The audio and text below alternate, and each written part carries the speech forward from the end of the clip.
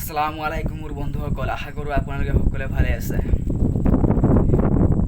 নাস্তিকসকললৈ মোৰ চেলেঞ্জ। অসমত বহুতো নাস্তিক ওলাইছে, অজ্ঞানী নাস্তিক বুলি কওঁ সিহঁতক মই।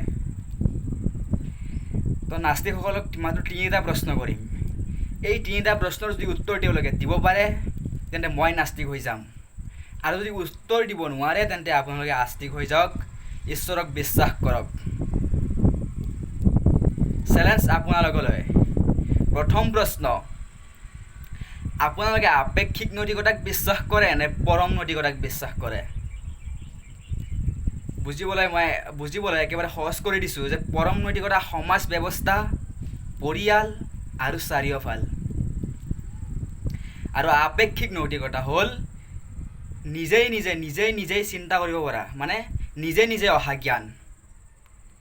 আপেক্ষিক নৈতিকতা এইটোৱেই যে পৰম নৈতিকতাৰ সহায় নোলোৱা। 1 নম্বৰ প্ৰশ্ন। 2 নম্বৰ প্ৰশ্ন, যে ভাল কাম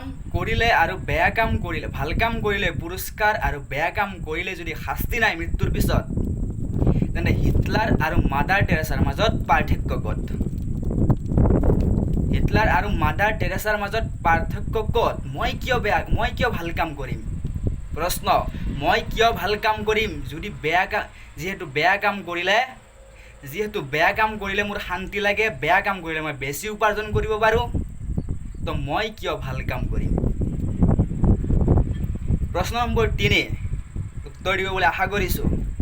প্ৰশ্ন নম্বৰ 3, যে জীৱৰ সৃষ্টি ক'ৰ পৰা? আপোনালোকে ডাৰউইন তত্ত্বক বিশ্বাস কৰে নেকি, যে বান্দৰৰ পৰা মানুহ হৈছে?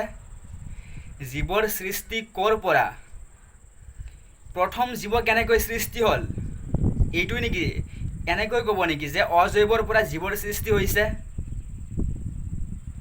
পোনপটীয়া প্ৰশ্ন এইটোৱে যে জীৱৰ সৃষ্টি কেনেকৈ ক'ৰ পৰা হৈছে।